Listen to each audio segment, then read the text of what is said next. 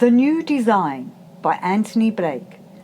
an imagined chapter describing what might happen next in the design of spaceships. This fictional edition features an appearance from Zainab, daughter of Tualan.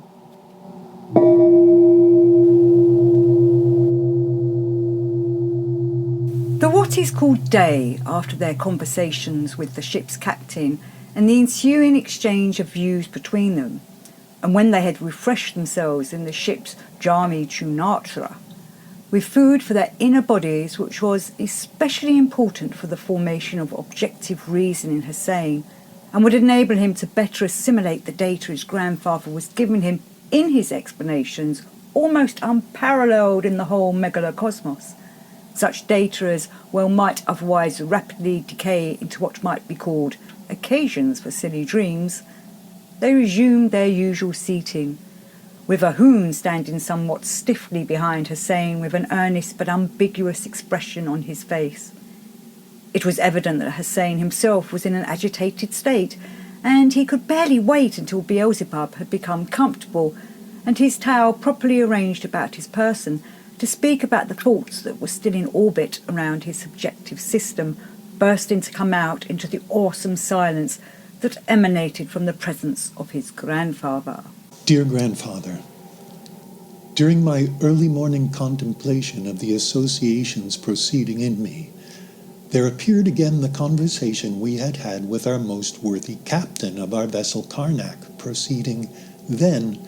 through my being self-confrontation to arouse in me a burning question.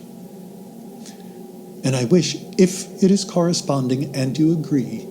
to put this question to you. Forgive my impulsiveness, but I must confess to having an urgent need to see beyond what has already come to pass, and not be silent, since I may have inadvertently misunderstood the significance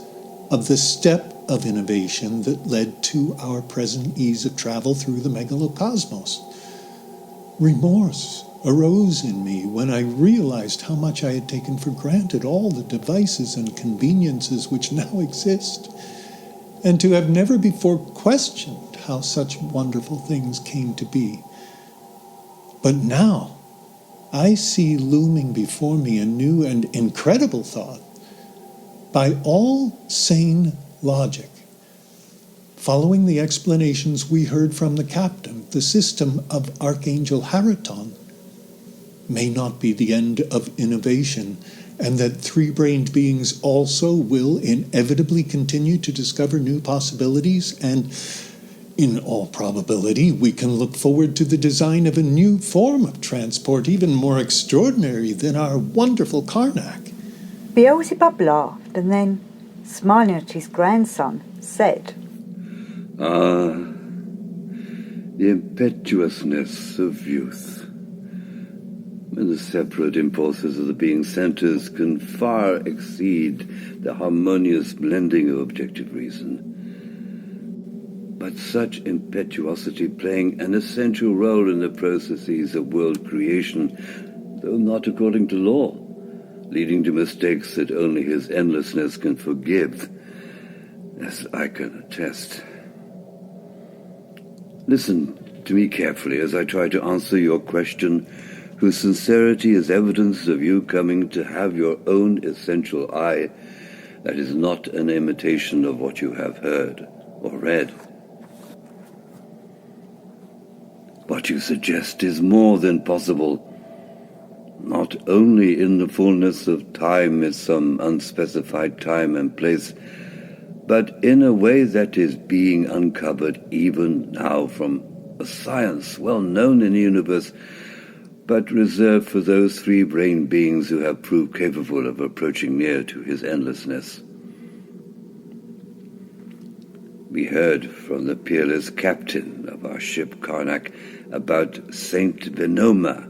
who came to dwell on the planet Purgatory because of his objective merits, and devoted himself to investigations of the possibilities of cosmic laws, and who utilized the law of falling to perfect a new kind of transportation of beings. I will tell you much more of this special place in due course, a planet like no other, near to the Holy Sun Absolute. This holy planet Purgatory, wherein there dwell those advanced being bodies that are seeking perfection, to be able to exist with his endlessness on the Sun Absolute. In my exchanges with your uncle Tuilan, who had become worthy to dwell on that sacred planet, it has been confirmed that, like Venoma, some of the higher beings there who await the completion of their everything to become all enough devote themselves to active being mentation on both fundamental and secondary laws, since these laws must be adjusted to enable the harmonious development of the megalocosmos to be aided by three-brained beings. Not only that, but it turns out, just on that special planet, there are in use devices of an exceptional construction called ego-leonoptes, or omnipresent platforms, that enable the beings there to move wherever they wish through the atmosphere of their planet. During some conversations with your uncle Tuilan, I came to learn that they were the invention of the angel, now archangel, Herkisian, and were constructed on the basis of his researches into the properties of the fundamental laws as they were in the early stages of the creation, when they were not yet consolidated into the forms they now have for world maintenance. Your uncle Tuilan has been deemed worthy to pursue the researches of Herkisian into investigations of movement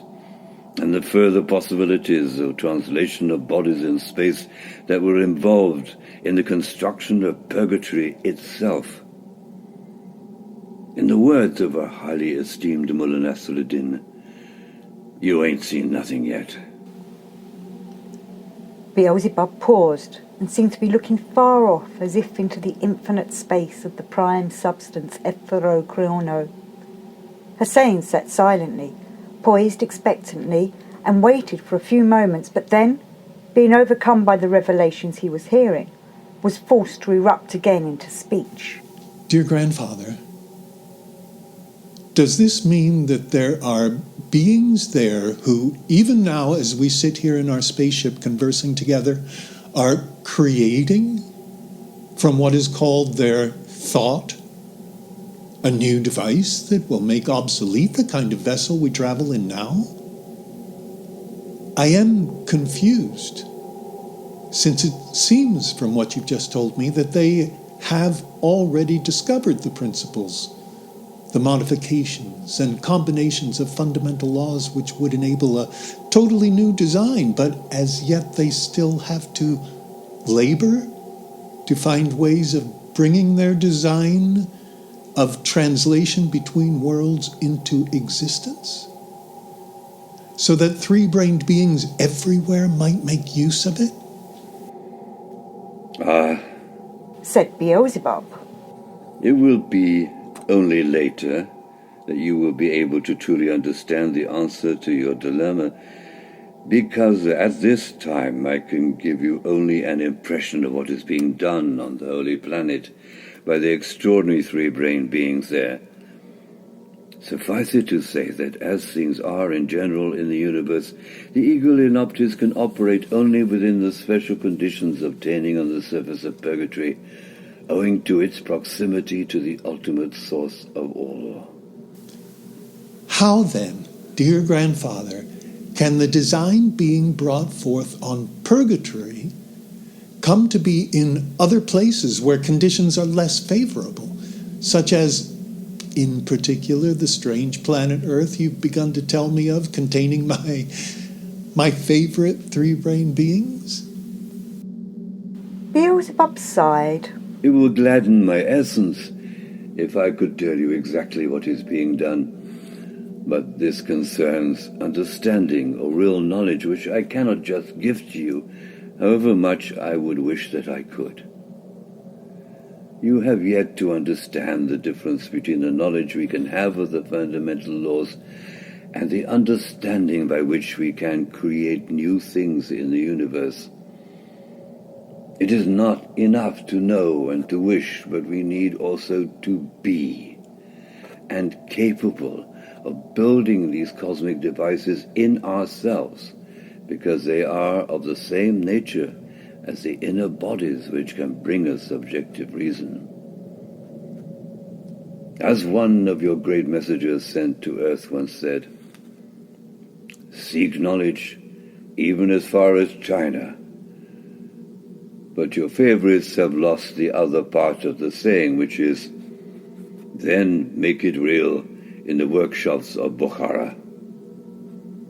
For the moment, dear grandson, bring yourself to contemplate the possibilities inherent in your essence, which will contain the rudiments of a design that will help you to move into a significant future. At that moment, the apparatus called Ephemeropticon, normally silent through their long journeys, and previously unnoticed by Hussein, issued a sound called Zoom Anthem that was constructed from the chiming of bells on the planet Celestia Carmen, announcing a rare communication directly from the planet Purgatory, using a method of trans-system communication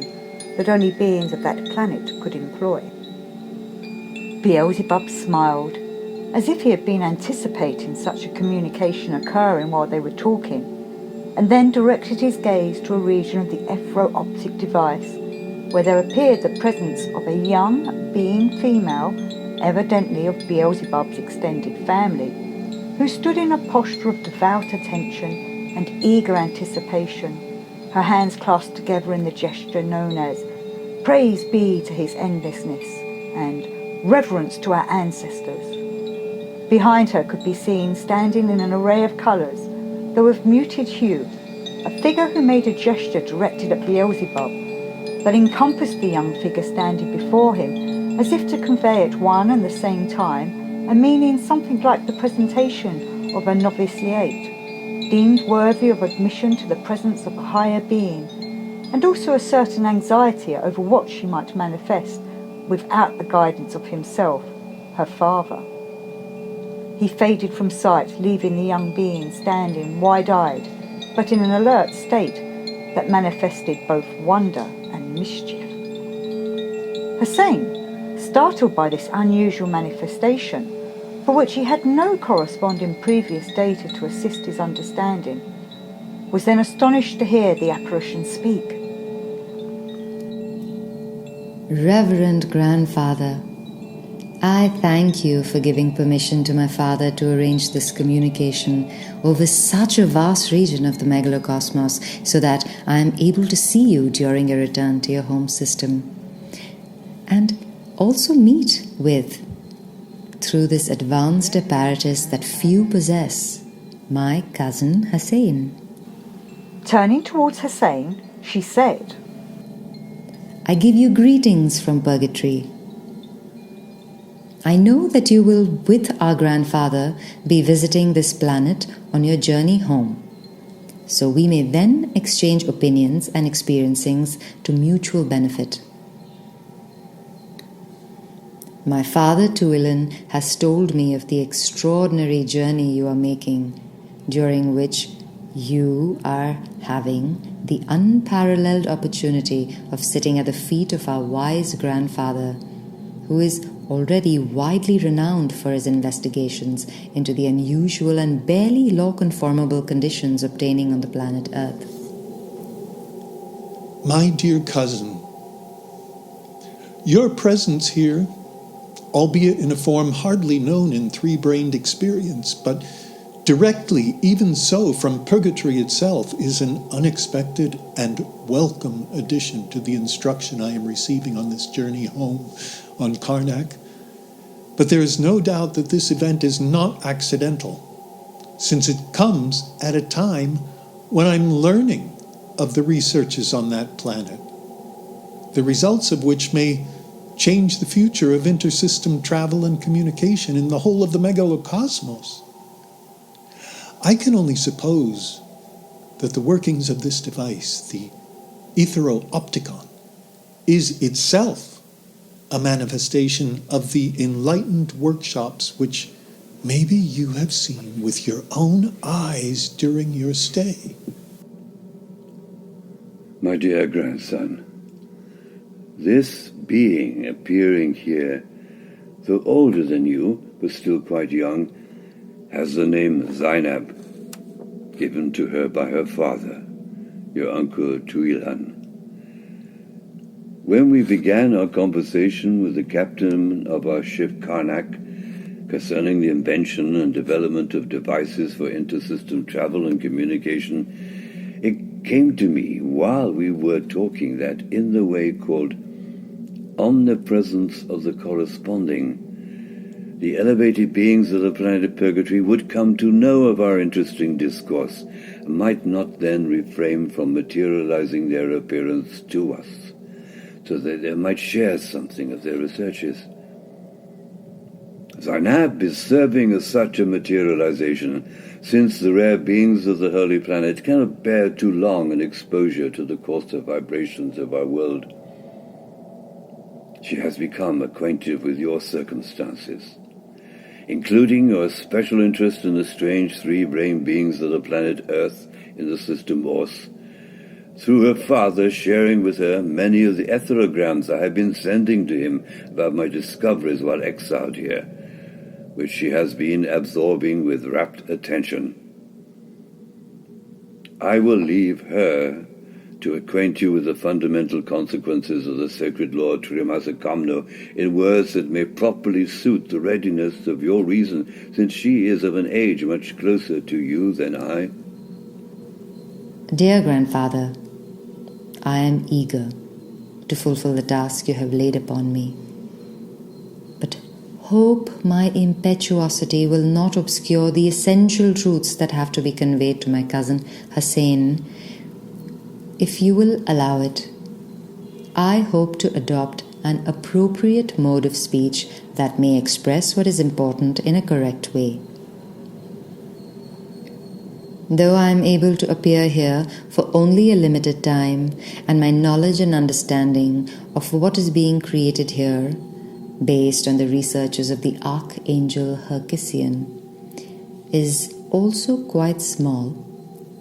I will do my best to bring out something of what I might call the essence feeling of the situation. And when I meet with Hussein in a more sustained and substantial way, though many diagnostics yet, we may be able to more fully share our thoughts and experiences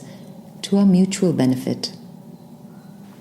Zainab paused and then, gathering herself together, drew herself up and crossed her hands over her breast.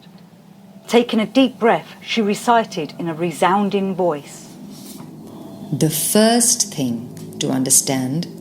and the most essential, is that on Purgatory there is no pushing or pulling in the movements they have, but a motion that comes entirely from the sacred Okidanok, that cosmic active element itself, and in particular from the third part of this cosmic actualization of the law of three, which is known as the holy reconciling. When this holy force does not take its rightful part in the moving of anything, there is only the inharmonious combination of the other two principles, active and passive, which engenders what your favorites call electricity and manifests mechanically on planets in what they call thunder and lightning. Incidentally, amongst your favorites, as my father told me, quoting from etherograms he had received from our grandfather, the appearance of thunder and lightning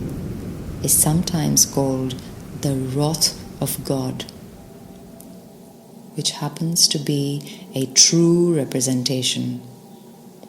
Since we can understand the action of Okidanok to mean the power or will of his endlessness,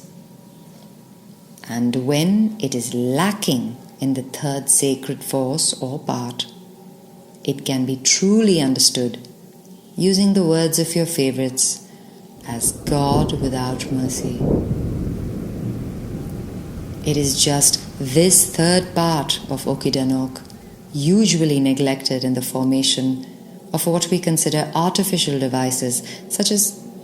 spaceships or means of conveyance and communication, which is the essential ingredient in the realization of those extraordinary constructions which enable the higher beings of the planet Purgatory to move from place to place without effort or the expenditure of the other two forces. Grandfather, Zainab, Hussein interrupted. how would it be possible for beings like myself, an ordinary three-brained being, to obtain the third sacred element of the cosmic substance, Okidanok, without involvement of the other two? Is this not impossible, and only the higher being bodies dwelling on the holy planet Purgatory can realize such an actualization of the law of three? Because of their nearness to the Holy Sun Absolute? As I explained, it is as yet not possible for me to tell you how this will be accomplished, because as yet you do not have the ableness to comprehend what is involved. And this ableness will depend on your full understanding of sacred cosmic laws, an understanding I hope you will crystallize in your essence by the end of our conversations, which are only just beginning. Also, as yet, the investigations and cogitations of the higher beings on the planet Purgatory, including your uncle Tuilan, who have retained their passion for discovery, have not yet completed their manipulations and verifications to allow for ordinary beings of the megalocosmos to utilize the third cosmic force for their moving. For the moment, it will be enough for you to ponder on the availability of the mercy of God, to use the language of your favorites, and how you yourself might realize this ableness to transport yourself. Later, I will expressly talk to you about one of the principles necessary in this case, which entails that you participate in what is called non-desires. Such a participation can bring a three-brain being into a state corresponding to that of the third element of Okidanok, as it moves everywhere in all places in the megalocosmos, so that in just this element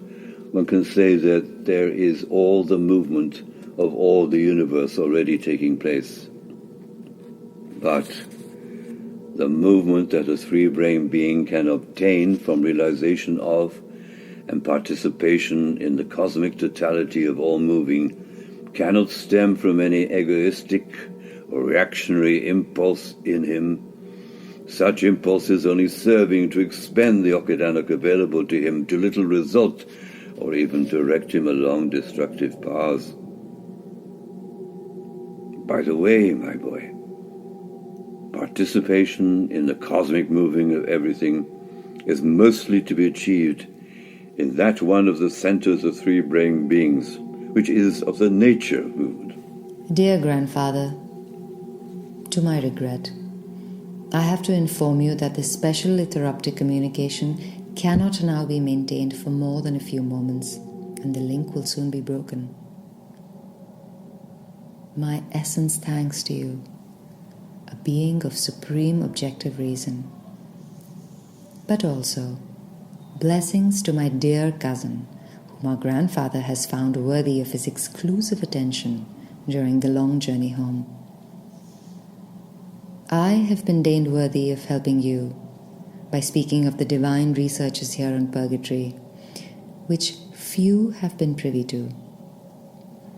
entirely because of the special circumstances attending the operation of the device which enabled me to speak, when otherwise I would certainly have been rendered speechless by these unparalleled events. My dear cousin, your words have set fire to my reason with their prospects of unparalleled realities,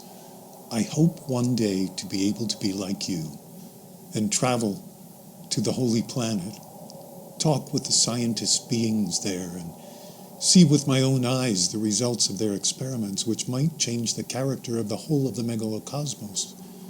It would fill my essence with delight if I would find you there, still in residence with your father. And if such fortunate circumstance should come to pass, I should plead with you to consider enlarging in more detail on your explanations of how the cosmic laws are being better understood, and even, dare I say, act as my guide to their implementation into the new designs of intersystem travel and communication. I may be rash in speaking in such a presumptuous way, but our exceptional educations parallel each other